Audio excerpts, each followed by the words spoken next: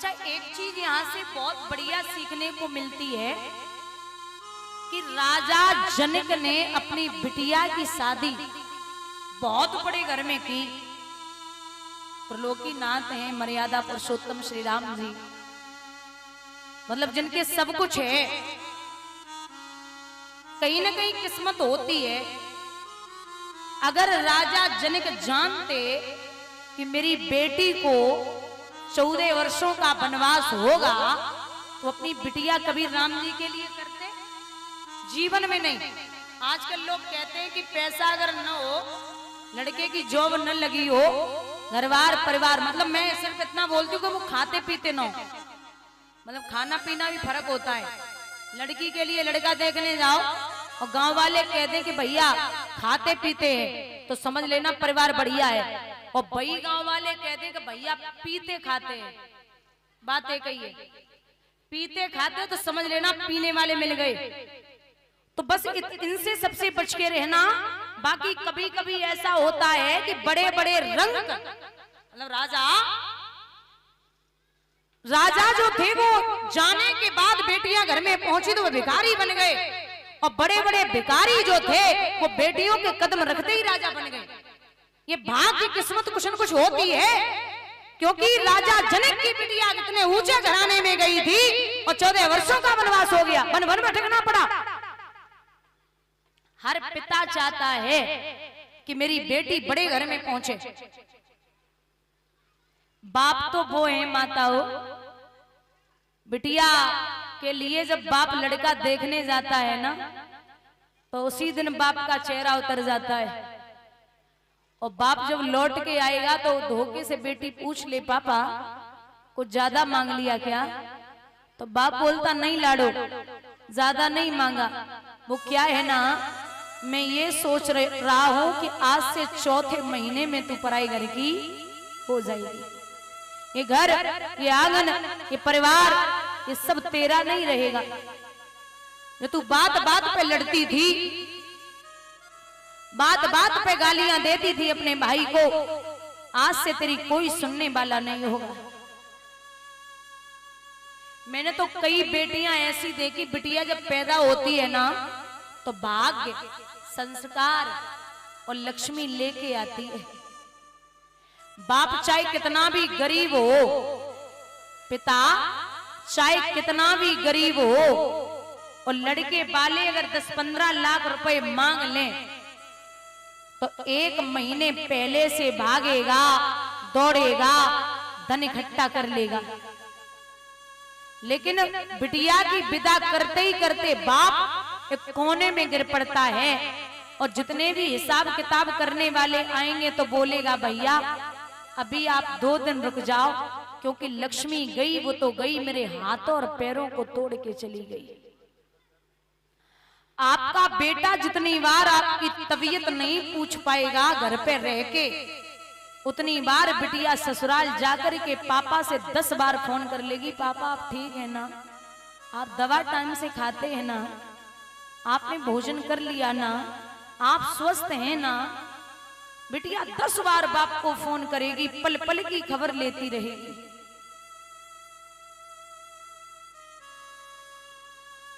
अच्छा, मैंने एक चीज और देखी कि जब बेटियां विदा होती हैं ना, रिश्तेदारों को आप बिटिया की शादी में 10 दिन रोके रहो, कोई दिक्कत नहीं, और जैसे ही बिटिया विदा हुई सब अपने अपनी बोरी बिस्तरा बांध लेंगे, बोले मैं भी जा रहा, मेरे घर पे काम है, मैं भी जा रहा, मेरे घर पे काम है, सब निकल जाएंगे। ऐसा लगता है कि किसी बाप के यहाँ कोई डकैती डाल के सब कुछ लूट ले गया। बिटिया की विदाई पे सब रोते, सब। वो एक ऐसा व्यक्ति रोता जिसे नहीं रोना चाहिए, और वो है बेटी का भाई। जब तक कुंवारी रहेगी भैया रोज लड़ेगा, रोज मारेगा, रोज पीटेगा, कब खाना बना, कपड़े धुल दे, कपड़ों पे प्रेस कर दे, ये कर वो कर, वरना ऐसे घर में शादी करूंगा, सास रोज लड़ेगी। भैया जब तक बिटिया कुंवारी रहती नाक में दम करके रखता है, और जिस दिन बहन विदा होती है तो सबसे ज्यादा भाई रोता है। एक व्यक्ति खड़ा था, बोला आज क्यों रो रहा है, अब तो ये जा रही है, अच्छा हुआ निकल रही, आफत है तेरे घर की। तो भाई बोलता अरे बीरन, जितनी बार लड़ा हूं ना मैं अपनी तरफ से ही लड़ा हूं, और घर आने में अगर लेट हो गया तो उसने 50 फोन कर दिए, काम मर रहा है, अरे भोजन नहीं करना क्या। आज से न तो कोई लड़ने वाला होगा और ना ही कोई मनाने वाला होगा, न तो कोई लड़ने वाला होगा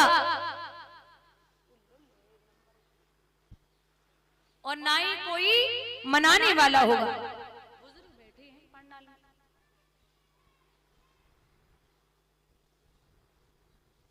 तो बोले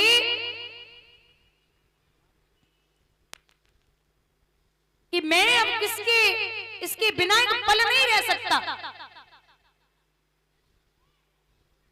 कहां जाऊं। और एक बात और है दादा, बेटियां जो समझदार होती हैं ना, बेटियां जो समझदार होती हैं वो जिस खूंटे से बाप बांध के आता है उसी खूंटे पर पूरी जिंदगी काट लेती हैं।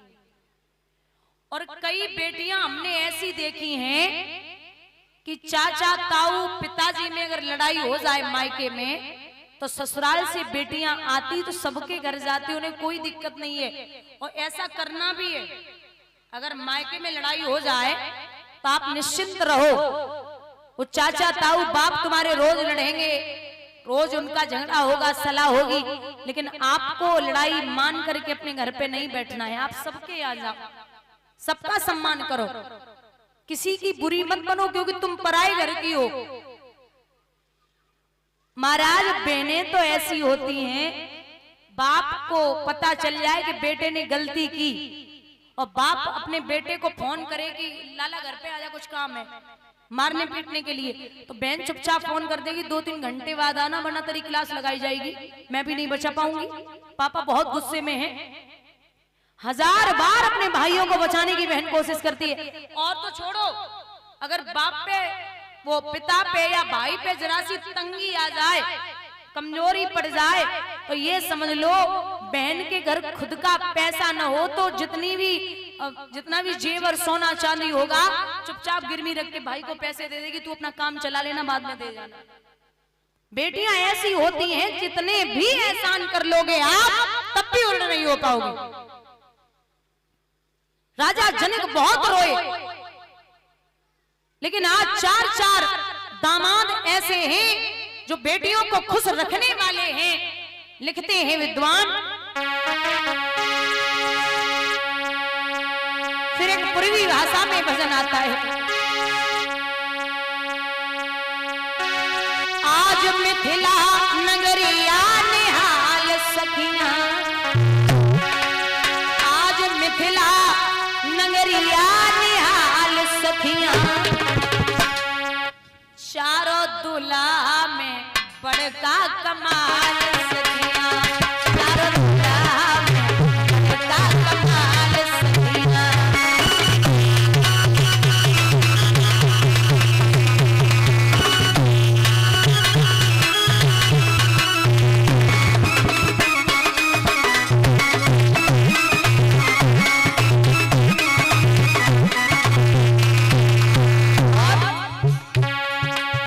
माथे पर मैया कुंडल सो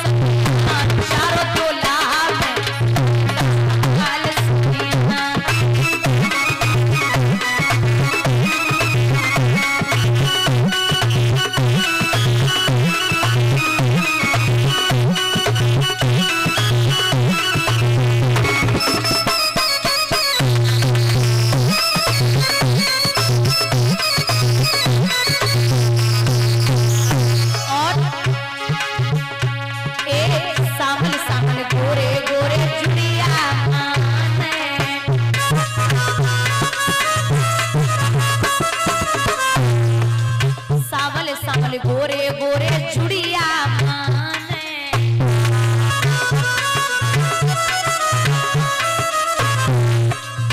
अखियन न देखी न सुन ली काने,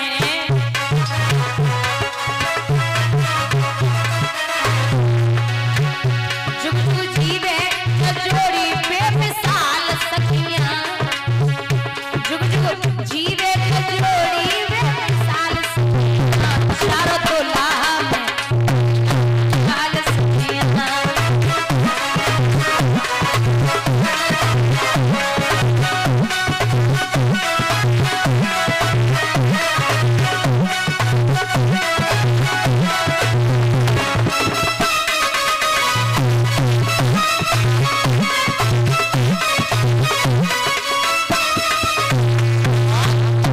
मिथिला के लोग एक बात कह रहे, महाराज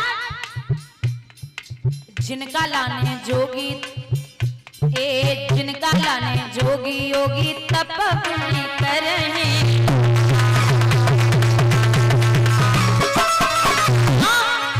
जिनका लाने जोगी जप तप कहे न,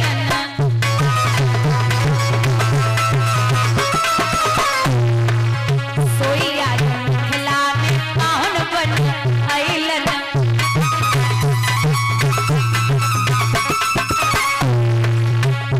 आज लोढ़ा से सिकाई इनके खाल सखियां, आज लोढ़ा से सिकाई इनके खाल सखियां, चारों तोला में खाल सखियां।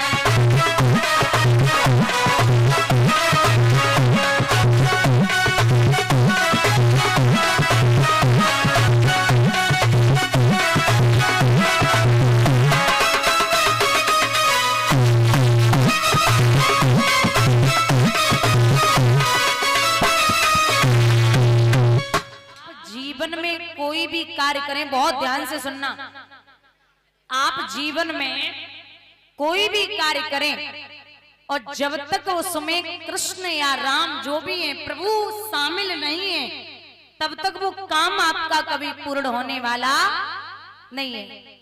आपको एक बड़ा प्यारा उदाहरण देती हूं। पीछे दादा एक किसान था, उस किसान के 2 बेटे थे और 1 बिटिया थी।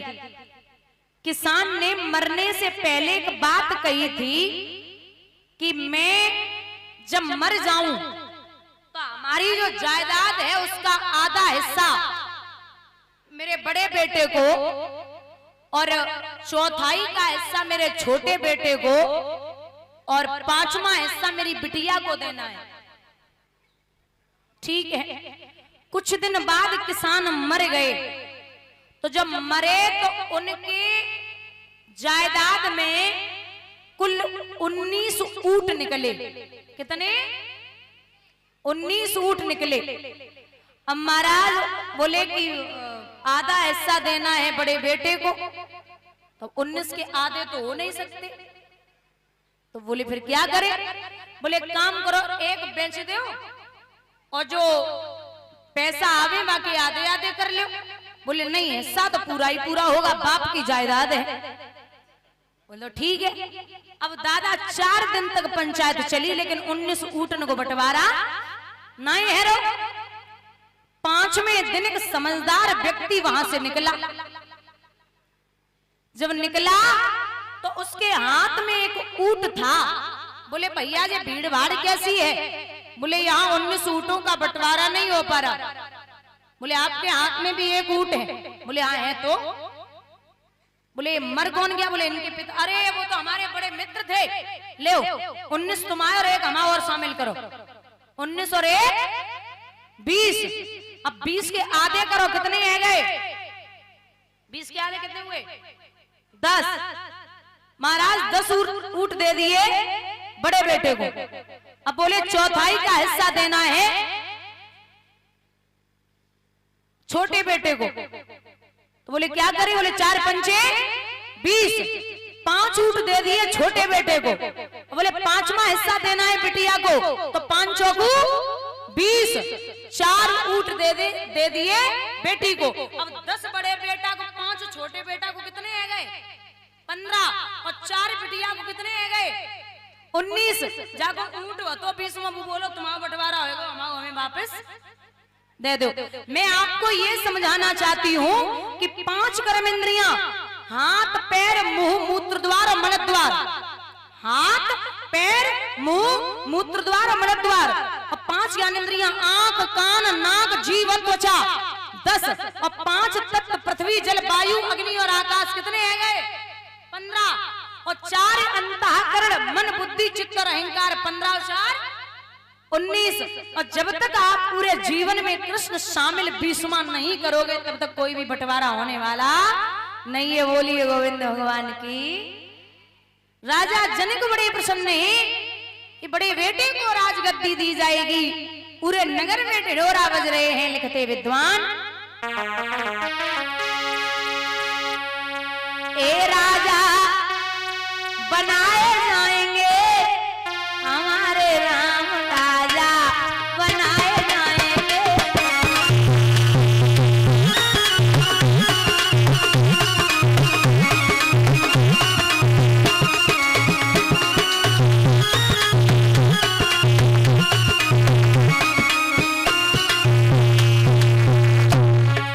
राजा बनाए जाएंगे हमारे राम राजा बनाए जाएंगे।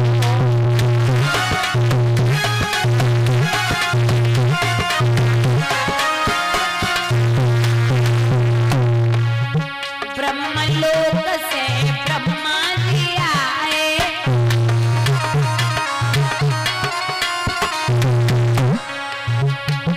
एक वेद पढ़ाए जाएंगे राम राजा।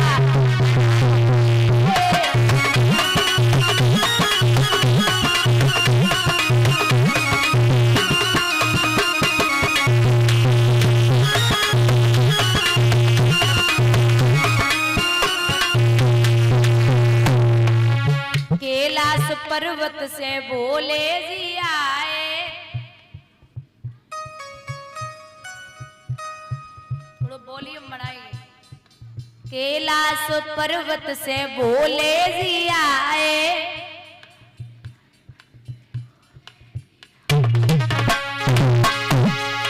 डमरू बजाए जाएंगे हमारे राम राजा बनाए जाएंगे।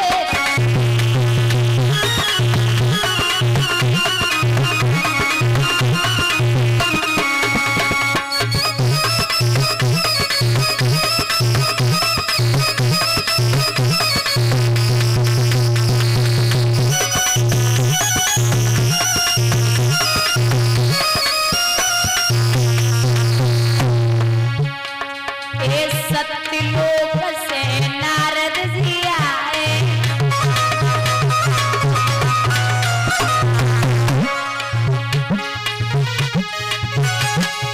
बीना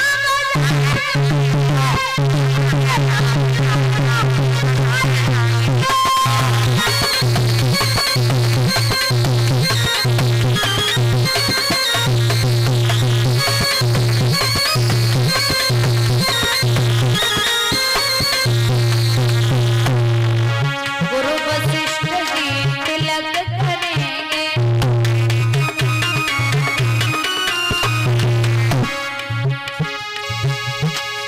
मंत्र उच्चारेंगे हमारे राम राजा बनाएंगे।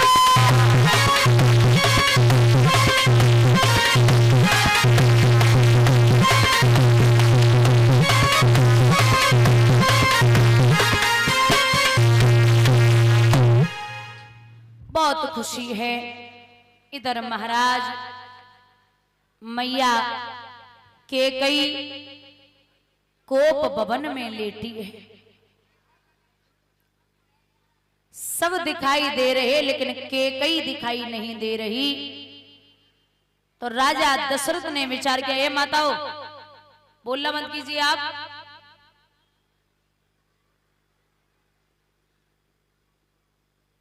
कैकई को देखा कि वो कोप भवन में है तो राजा दशरथ पहुंचे, देवी क्या बात है, सब लेटे हैं लेकिन सब अपने अपनी खुशी में हैं, आप यहां लेटी हो, कोई कारण? बोले हाँ महाराज, हमने सुना है कि राम का राज तिलक थी, लेकिन लाला तूने 14 वर्षों का वनवास मांग के ये बड़ा गजब कर दिया। लाला राजा दशरथ को कभी मैं मुंह नहीं दिखा पाऊंगी, वो किसके सारे अपने जीवन को काटेंगे, तू इस तरीके से नहीं बोल सकता, अपने वचन वापस ले ले। राम बोले रघुवंशी हूं मैया, वचन कभी वापस नहीं हो सकते। तो अब यही कारण था कि मैया कैकेयी की वजह से राम को वनवास नहीं हुआ। वो राम की मेहरबानी थी और राम को मैया बड़ा स्नेह करती थी। उस समय आया, राजा दशरथ से कहा कि मुझे राम के लिए वनवास चाहिए। राजा दशरथ जमीन पे गिर पड़े और एक बात कही कि हे देवी, कैसे वर मांगे रानी, कैसे वर मांगे रानी, समझ न आई आई आई मेरी मौत आई आई आई आई मेरी मौत आई।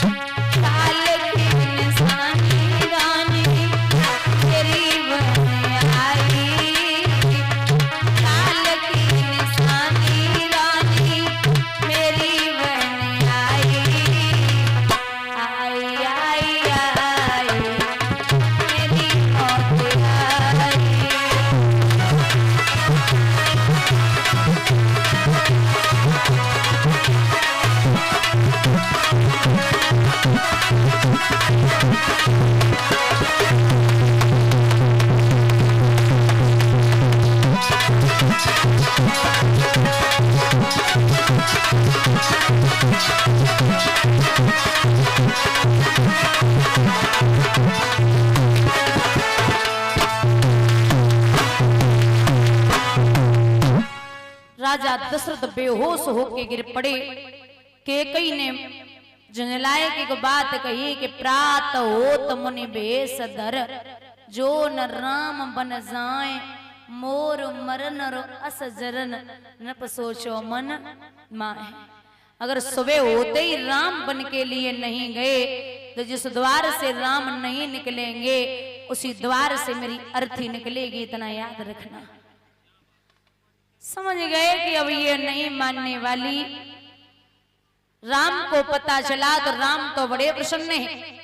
मैया कौशल्या को हाथ पकड़ के बोले, मैया तो को कष्ट है कि मैं बन जाऊंगा? मैया बोली, बहुत है लाला। तो बोले, हमारे एक सवाल को जवाब दे दे। सवाल क्या है? सवाल ये है कि अयोध्या नगरी का राज्य बड़ा है या जंगल बड़ा है? अयोध्या बड़ी है या जंगल बड़ा है? मैया कौशल्या बोली, लाला जंगल बड़ा है। तो सोच मैया, कैकेयी हमें कितना प्रेम करती हैं, अपने बेटे को छोटी सी अयोध्या का राज तिलक करवा दिया और मेरे लिए जंगल का पूरा राजपाट सौंप दिया, मैं जंगल संभालूंगा। कौशल्या बोली है हिचकी, लेकिन लाला राम तू हमें बातें बनाए के मत दिखावे, अगर तू बन के लिए चला गया तो ये बूढ़ी मैया पागल हो जाएगी। लखन ने कहा कि मैं भी चलूंगा। तो राम बोले, तुम तो पागल हो, यही रहो, माता पिता की सेवा करना, मैं आ जाऊंगा वापस। तो लखन ने बड़ी प्यारी बात कही कि हे वीरन, अगर जब शरीर से आत्मा निकल जाए तो शरीर का काम को नहीं। ऐसे ही अगर आप बन के लिए चले गए तो ये लखन यहाँ किसी काम का नहीं है। ऐसा समझाया। सीता ने कहा कि मैं भी चलूंगी। राम बोले, तुम पागल हो, यहीं रहो। सीता ने कहा, नाथ बिना म्यान के तलवार अच्छी नहीं लगती, बिना पति के पत्नी अच्छी नहीं लगती, बिना बाग कोयल के बाग अच्छा नहीं लगता। मैं आपको छोड़ के या नहीं रह सकती, लेके चलो। तीनों प्राणी तैयार हुए तो राजा दशरथ को जरा सो होश आयो। बोले थे बात एक ही की, दो और सिधारे जाते हैं, क्यों नहीं जा रहा प्राण मेरा जब प्राण न प्यारे जाते हैं। जानकी जानकी जाती है, लक्ष्मण मणि लक्ष्य समान मुझे, जब ये भी बन को जाते हैं तो राजभवन सुनसान मुझे। अब इन महलों में अच्छा नहीं लगेगा। 6 बार राम का नाम लिया और राम का नाम लेके ये समझ लो कि अब सांसें राजा दशरथ की अटकी हैं। सुमंत जी छोड़ने के लिए राम जी को चले तो जो घोड़े हैं ना वो आगे कदम नहीं बढ़ा रहे, बेचैन हैं। बार बार राम जी उनके सर पे हाथ फेर रहे, अयोध्या वासी रुदन कर रहे हैं, हे प्रभु ये प्रजा आपके बिना कैसे रहेगी। तीनों प्राणी जब चले तो बाबा